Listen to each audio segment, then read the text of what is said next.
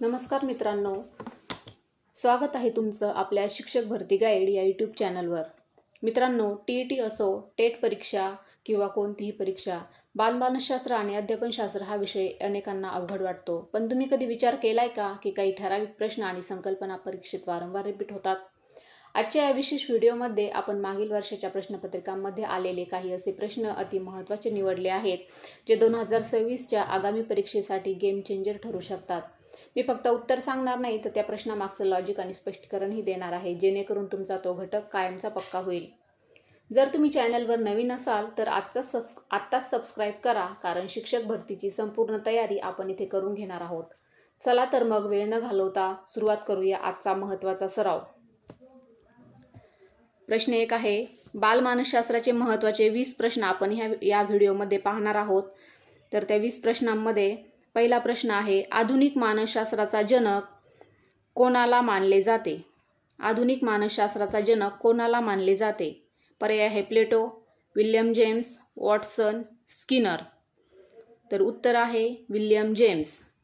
1890 मध्ये त्यांनी principle of psychology हे पुस्तक लिहिले। 1890 मध्ये विल्यम जेम्स यांनी प्रिन्सिपल्स ऑफ सायकोलॉजी हे पुस्तक लिहिले आणि म्हणूनच त्यांना आधुनिक मानसशास्त्राचा जनक मानले जाते। अध्ययन उपपत्तीमध्ये कुत्र्यावर प्रयोग कोणी केला? अध्ययन उपपत्तीमध्ये कुत्र्यावर प्रयोग कोणी केला?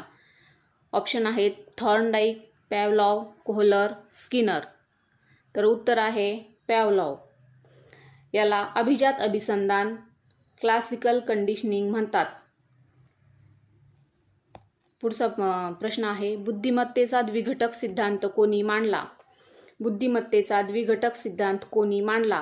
पर्याय आहेत बिने, टर्मन, स्पियरमन, गार्डनर। उत्तर आहे स्पियरमन। त्यांनी जी फॅक्टर म्हणजे जो सामान्य आणि एस फॅक्टर विशिष्ट, सामान्य आणि विशिष्ट असे 2 घटक सांगितले। बुद्धिमत्तेचा द्विघटक सिद्धांत स्पियरमन। लक्षात ठेवा। डिस्लेक्सिया हा दोष कशाशी संबंधित आहे? वाचन, लेखन, गणित, वर्तन। उत्तर आहे वाचन। माहिती, अक्षरे ओळखण्यात आणि शब्द वाचण्यात मुलाला अडचण येते म्हणजे डिस्लेक्सिया। जीन पियाजे यांच्या मूर्त क्रियात्मक अवस्था कोणत्या वयोगटात असते? जीन पियाजे यांच्या मते मूर्त क्रियात्मक अवस्था कोणत्या वयोगटात असते? 0 ते 2 वर्ष, 2 ते 7 वर्ष, 7 ते 11 वर्ष, 11 ते 15 वर्ष। उत्तर आहे 7 ते 11 वर्ष। या अवस्थेत मूल तार्किक विचार करायला सुरुवात करते। तार्किक विचार म्हणजे मूर्त क्रियात्मक अवस्था। प्रयत्न प्रमाद ही उपपत्ती कोणी मांडली? प्रयत्न प्रमाद ही उपपत्ती कोणी मांडली? पर्याय आहेत कोहलर, थॉर्नडाईक, पावलॉव, पियाजे। उत्तर आहे थॉर्नडाईक। त्यांनी मांजरीवर प्रयोग करून अध्ययनाचे नियम मांडले। मर्मदृष्टीमूलक अध्ययन कोणी मांडले? मर्मदृष्टीमूलक अध्ययन कोणी मांडले? पर्याय आहे कोहलर, स्किनर, वॉटसन, थॉर्नडाईक। तर उत्तर आहे कोहलर। कोहलर यांनी सुलतान नावाच्या चिंपांजीवर प्रयोग करून ही संकल्पना मांडली, मर्मदृष्टीमूलक अध्ययन। बुद्ध्यांक काढण्याचे सूत्र काय आहे? बुद्ध्यांक काढण्याचे सूत्र काय आहे? आता MA म्हणजे आहे मानसिक वय, CA म्हणजे आहे शारीरिक वय, आणि आता मी उत्तर सांगते डायरेक्ट त्याच तुम्हाला। वरती मानसिक वय छेदात शारीरिक वय गुणुले 100 या सूत्राने बुद्ध्यांक काढला जातो। पुढचा प्रश्न आहे, बालक हा कोरीपाटी असतो हे विधान कोणी केले आहे? बालक हा कोरीपाटी असतो हे विधान कोणी केले आहे? पर्याय आहेत रुसो, जॉन लॉक, प्लेटो, ॲरिस्टॉटल। इथं ॲरिस्टॉटल ऐवजी एरिस्टॉटल झाले चुकून। ॲरिस्टॉटल। बालक हा कोरीपाटी असतो। तर उत्तर आहे जॉन लॉक। टॅब्युला रासा ही संकल्पना त्यांनी मांडली, जॉन लॉक। किशोरावस्था हा कोणता वयोगट मानला जातो? किशोरावस्था हा कोणता वयोगट मानला जातो? तर उत्तर आहे 2 ते 6 पर्याय आहे 2 ते 6 वर्ष, 6 ते 12 वर्ष, 12 ते 18 वर्ष आणि 18 वर्षाच्या पुढे। उत्तर आहे 6 ते 12 वर्ष। म्हणजेच किशोरावस्था याला टोळीची अवस्था, गँग एज असे सुद्धा म्हटले जाते। साधक अभिसंधान कोणाची उपपत्ती आहे? साधक अभिसंधान स्किनर, पावलॉव, थॉर्नडाईक, कोहलर. तर उत्तर आहे साधक अभिसंधान ही स्किनर यांची उपपत्ती आहे.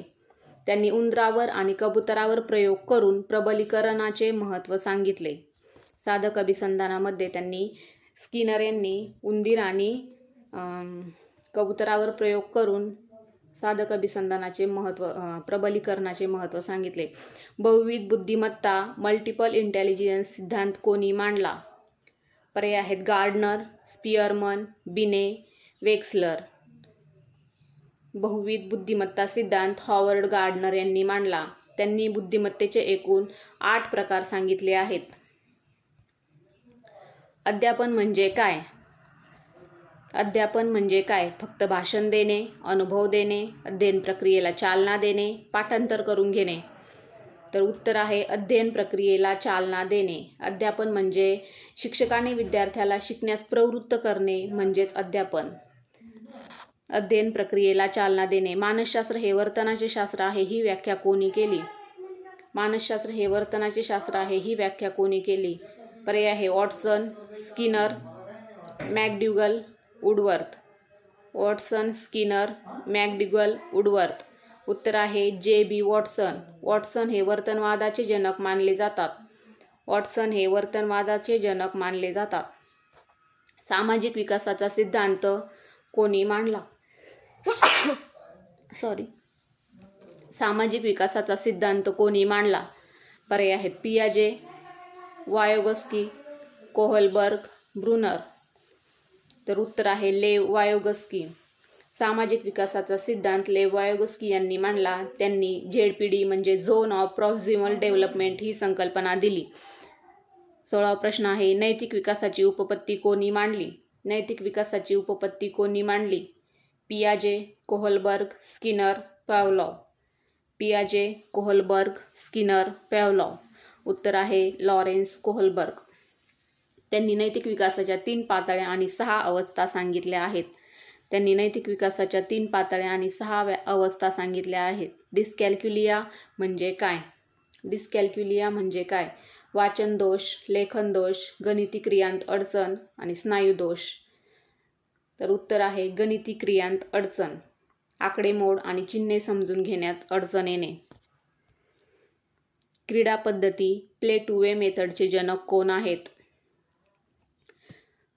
प्ले टू वे मेथडचे जनक आहेत ऑप्शन आहेत फ्रोबेल, मॉन्टेसरी, फ्युब्रिक, डीन. तर उत्तर आहे फ्रोबेल. त्यांनी किंडरगार्टन पद्धती विकसित केली. प्रकल्प पद्धती कोणी शोधली? प्रकल्प पद्धती प्रोजेक्ट मेथड कोणी शोधली? पर्याय आहेत किलपॅट्रिक, जॉन डुई, आर्मस्ट्रॉंग, प्लोटो. तर उत्तर आहे किलपॅट्रिक. ही पद्धती जॉन डुई यांच्या प्रयोजनवादावर आधारित आहे. मायक्रो टीचिंगची वेळ साधारणतः किती असते? मायक्रो टीचिंगची वेळ साधारणतः किती असते? 5 ते 10 मिनिटे, 20 मिनिटे, 45 मिनिटे, 60 मिनिटे. 5 ते 10 मिनिटे, 20 मिनिटे, 45 मिनिटे, 60 मिनिटे. उत्तर आहे 5 ते 10 मिनिटे. आपण या प्रकारे असे हे 20 प्रश्न पाहिलेले आहेत. उत्तर आहे 5 ते 10 मिनिटे. तर आपण हे जे प्रश्न पाहिले हे अत्यंत महत्त्वाचे प्रश्न आहेत आणि मानसशास्त्रावरती अशाच प्रकारचे उपयोजनात्मकही प्रश्न विचारले जातात. तर मित्रांनो, हे होते बालमानसशास्त्राचे 20 महत्त्वाचे प्रश्न. या 20 पैकी तुमचे किती प्रश्न बरोबर आले हे मला कमेंट करून सांगा. जर तुम्हाला हा व्हिडिओ आवडला असेल तर लाईक करा आणि आपल्या शिक्षक मित्रमैत्रिणींसोबत शेअर करा.